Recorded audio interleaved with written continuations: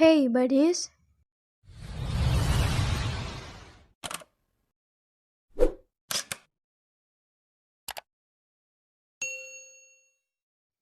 di video kali ini akan menjadi video yang berbeda dari sebelumnya karena HDN akan mencoba untuk mereview film yang berjudul Halloween 2018 di mana pada 40 tahun yang lalu dan masih membekas. Itulah cerita di malam Halloween 31 Oktober 1978 yang menjadi alasan kenapa dua sosok Laurie dan Michael Myers bertahan hidup meski sudah saling hancur. Kini keduanya kembali bertemu di malam Halloween. Aset pemerintah, begitulah alasan Dr. Sertain untuk tidak pernah menghukum mati Michael, seorang psikopat yang sudah menghabisi kakak perempuannya Judith Myers sejak usia 6 tahun. Tak banyak bicara, namun gerakan kaki dan kepalan tangannya sudah membuat Michael Myers sudah sangat ditakuti. Ia berada dalam pengawasan penjara dan akan dihukum seumur hidup hingga akhir hayat di sebuah penjara. Sementara itu, Laurie Strode dikucilkan, bahkan oleh keluarganya sendiri. Caranya hidup tidak seperti seorang nenek-nenek di masa sekarang. Laurie masih diliputi kegetiran masa lalu, karena harus berhadapan dengan seorang psikopat yang hobi membantai. Nyali kuat Laurie membuktikan ia lebih tangguh ketimbang seorang pembunuh seperti Michael. Namun, perpindahan penjara yang dilakukan oleh pihak polisi untuk Michael membuat Laurie merasa bimbang. Ada sebuah potongan cerita yang harus ia selesaikan. Dan semua ini adalah tentang Michael. Kegetiran apa yang sebenarnya dirasakan oleh Laurie? Apa sebenarnya motivasi Michael Myers berburu dengan topengnya? Yuk kita simak review film berikut ini. Film ini diawali dengan penampakan sebuah tempat rehabilitasi di mana itu adalah tempat untuk penjahat kelas berat yang dilindungi oleh pemerintah. Lalu ada dua jurnalis yang datang. Mereka ingin mewawancari salah satu pasien bernama Michael, karena tidak pernah bicara selama 40 tahun. Jurnalis ini menyempatkan datang sebelum para pasien dipindahkan ke Glass Hill. Glass Hill sendiri adalah tempat paling menyeramkan dan hanya ditujukan oleh penjahat kelas berat saja. Lalu si jurnalis mendekat untuk bertanya pada Michael tentang perbuatannya di masa lalu, sambil membawa topeng Boogeyman yang digunakannya saat membunuh orang tidak bersalah pada 40 tahun yang lalu. Namun, tetap saja tidak ada sepatah kata pun yang keluar dari mulut Michael meskipun sudah dipancing oleh jurnalis ini. Tak menyerah dengan keadaan, dua jurnalis ini pergi ke hutan untuk menemui rekannya. Rekannya dimaksud adalah Laurie Strode, seorang perempuan yang berhasil kabur dari pembunuhan sadis 40 tahun yang lalu. Beberapa menit kemudian, dia sampai dan dia memberikan uang sebesar $3.000 demi untuk bertemu Laurie. Lalu, dua jurnalis ini bertanya pada Laurie tentang apa motif Michael melakukan pembunuhan sadis kepadanya dulu. Hal ini mengacu pada saat Michael berumur 6 tahun, dia berhasil membunuh kakaknya dan menewaskan 5 orang dari 6 orang, di mana salah satunya adalah Laurie, namun dia berhasil kabur dari serangan Michael. Laurie bingung dengan pertanyaan sang jurnalis. Menurutnya, Michael melakukan itu ya karena dia memang sudah punya niatan membunuh. Suatu hari, keluarga Karen berencana untuk makan malam bersama dengan Ray, suaminya, putrinya Ellison, dan Cameron, pacar Ellison. Ellison meminta ibunya untuk mengundang neneknya agar datang. Namun, ternyata Karen berbohong. Dia kesal dengan ibunya dan menceritakan pada teman-temannya saat perjalanan ke kampus. Sesampainya di kampus, Ellison menemui Cameron untuk bertanya kostum apa yang ia akan pakai untuk merayakan malam Halloween, sekaligus mengajaknya untuk makan malam bersama dengan keluarganya. Jam pelajaran selesai, Ellison menemui neneknya, dan Laurie datang untuk memberi uang kepada Ellison yang ia dapat dari jurnalis tadi.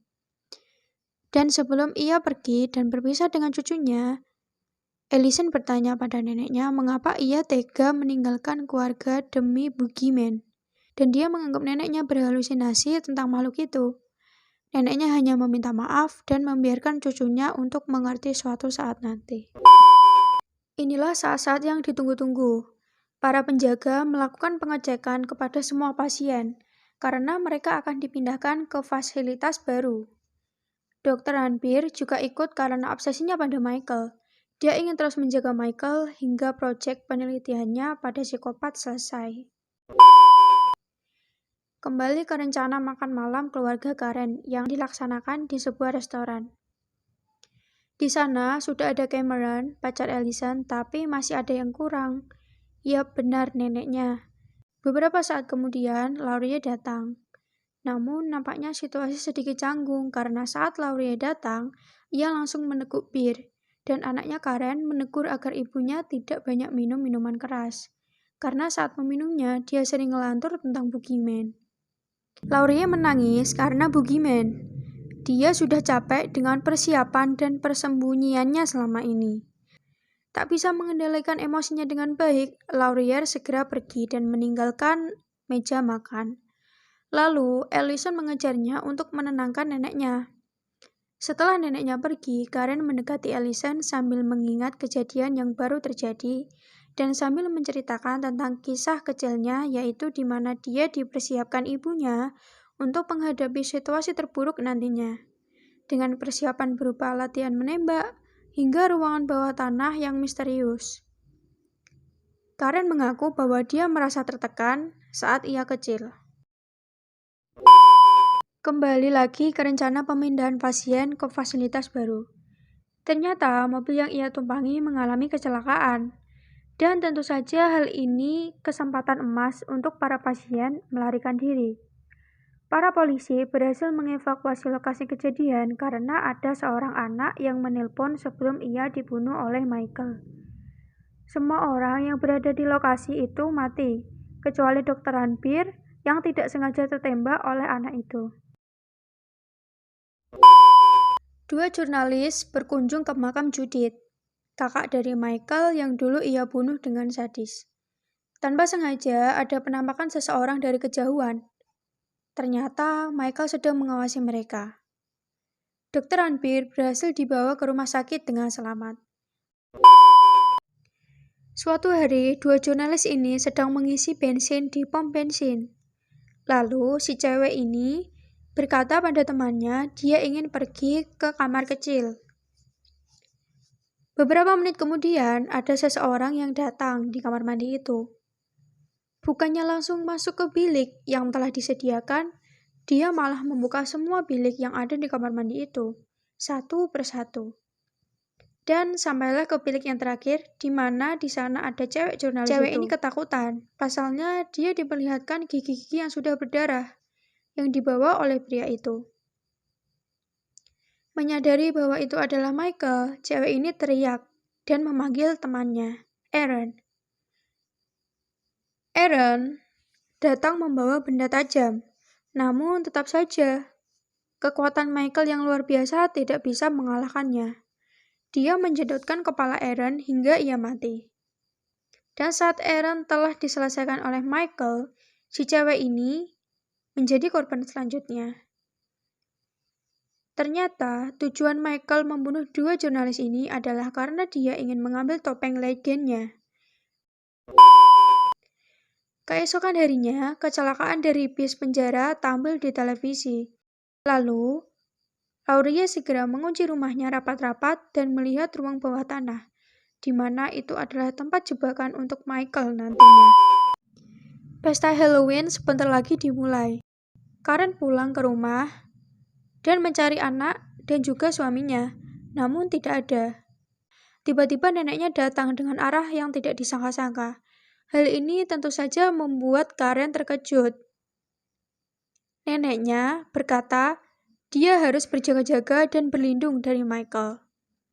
Ray yang baru datang juga menganggap Laurie ngomongnya ngelantur. Lalu Karen menyuruh ibunya untuk pergi dari rumahnya. Dia sudah kesal dengan tingkah laku ibunya yang aneh, yang selalu menganggap dunia ini berbahaya. Malam Halloween tiba. Semua orang bersenang-senang. Hal ini terlihat dari keceriaan anak-anak yang membawa snack dan berkostum karakter hantu tertentu. Di malam ini, Michael melancarkan aksinya untuk mencari Laurie agar dia bisa membunuhnya. Alih-alih mencari targetnya, dia justru bersenang-senang dengan cara membunuh orang-orang yang tak bersalah. Rumah pertama dikunjungi. Dia membunuh seorang ibu dan pergi dengan membawa pisau dapur. Setelah itu, ia mendatangi rumah kedua, di mana di rumah itu hanya ada seorang wanita. Michael masuk lewat pintu belakang, lalu saat perempuan itu mengecek apa yang terjadi di luar melalui jendela, Michael segera menusuknya dengan pisau. Kembali ke Allison dan Cameron.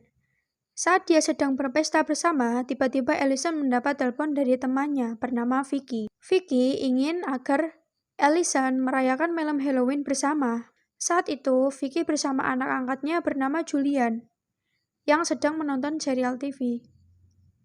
Setelah percakapan di telepon berakhir, Allison kembali kepada Cameron. Dan Vicky mengantarkan anak asuhnya untuk segera tidur karena sudah larut malam.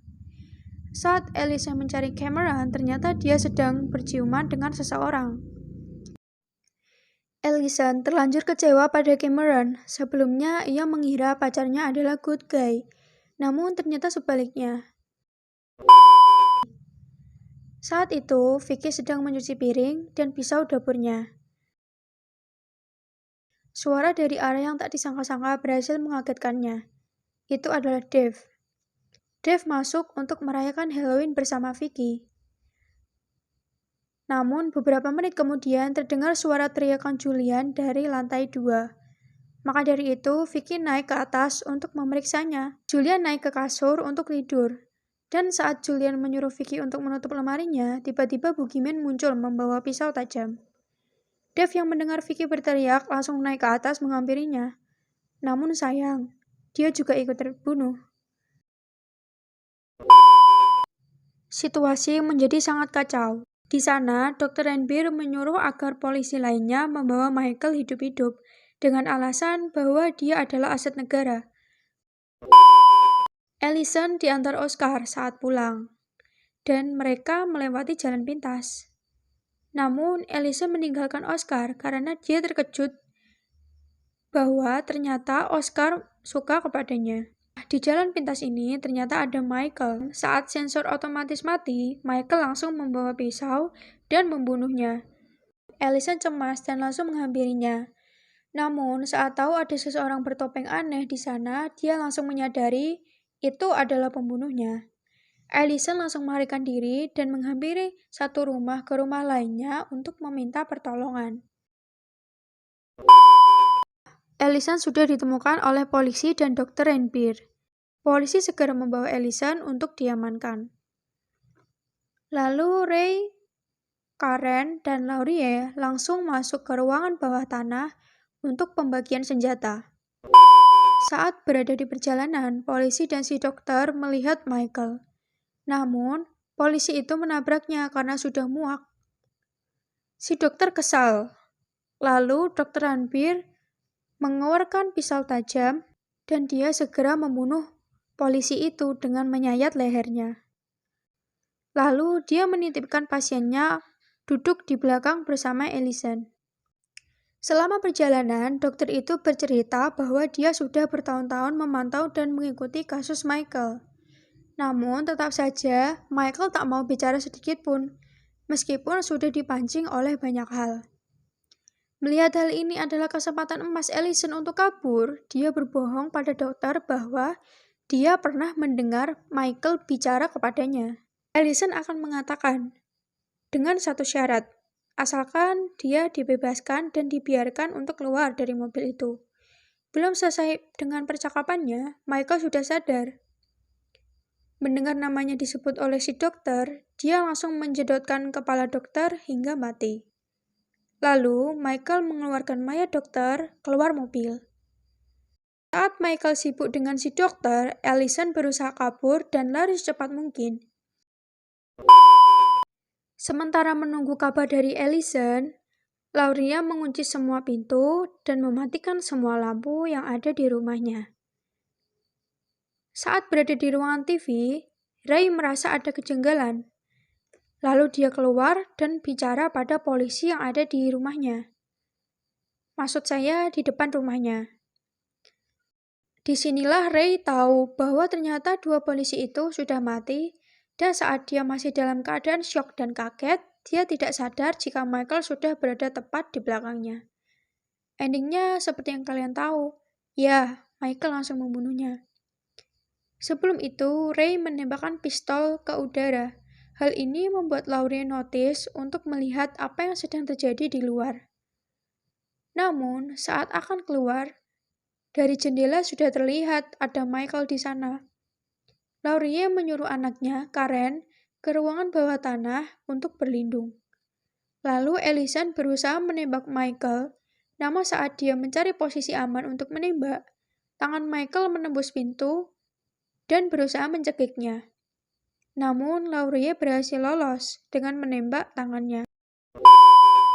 Setelah itu, Michael masuk dengan membobol pintu rumah Laurie. Greget dengan Michael, Laurie keluar dari ruangan bawah tanah untuk menyelesaikan masalah ini. Satu persatu sudut ruangan ditelusuri Laurie, dan setelah memasukinya, dia langsung menguncinya agar tidak menjadi bumerang nantinya. Sudah sekitar 2 sudut ruangan dimasuki, namun belum juga menemukan Michael.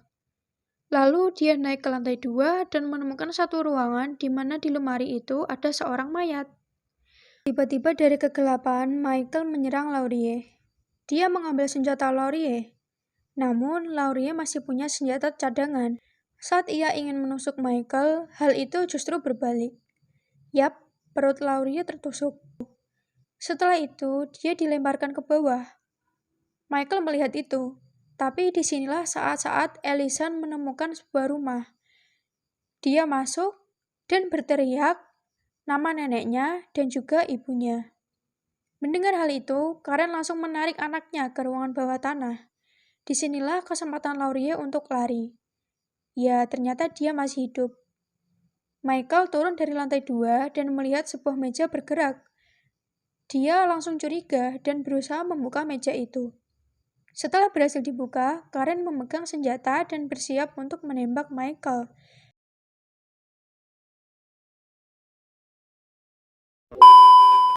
Karen yang sudah di atas menendang kepala Michael dan akhirnya Michael jatuh. Lalu, Laurie memutar semua alat yang telah disiapkan bertahun-tahun lalu. Yang menarik di sini adalah Michael tidak ada ekspresi sama sekali. Dia tetap tenang sambil menatap wajah musuhnya. Keluarga Laurie segera meninggalkan rumah itu, dan dia tidak jarang berbalik melihat rumahnya yang sudah terbakar api besar. Ellison mencari bantuan untuk pergi dari tempat itu, lalu ia melihat sebuah mobil dan meminta bantuan agar si sopir mau membawanya.